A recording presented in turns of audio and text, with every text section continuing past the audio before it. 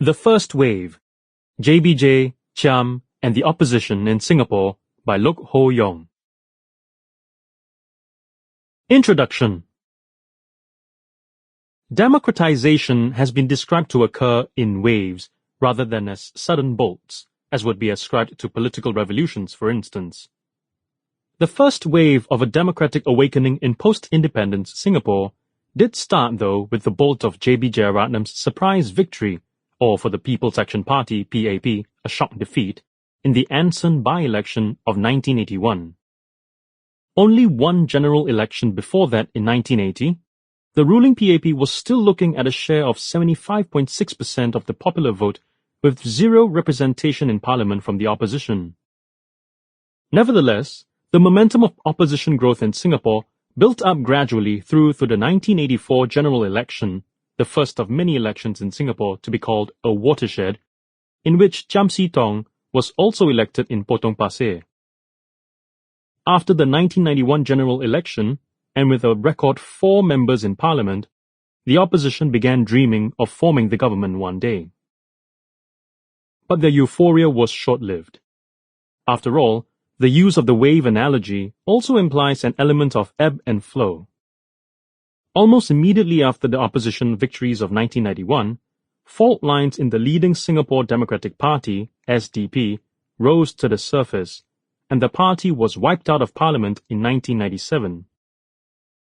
The opposition, as fronted by Chiam, spent the next decade thereafter experimenting with coalition arrangements among themselves.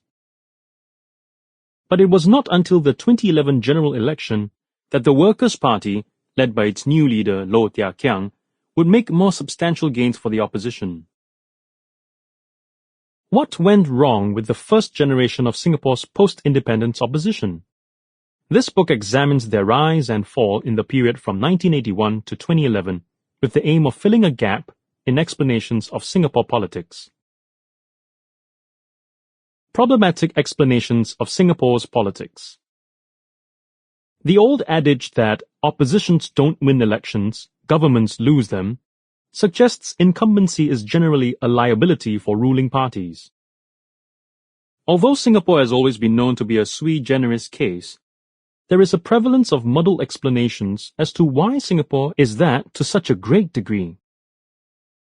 One school of thought favors the PAP and credits the long-standing ruling party of Singapore for winning the hearts and minds of the electorate with their policies, which have brought stability and prosperity, and chastises the opposition for failing to get its act together.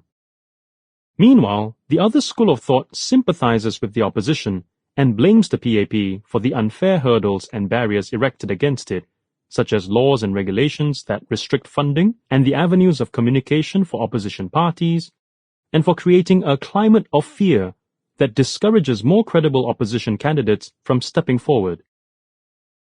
Sometimes, the latter group admits that Singaporeans have been willing to sacrifice some political freedoms in return for political economic stability.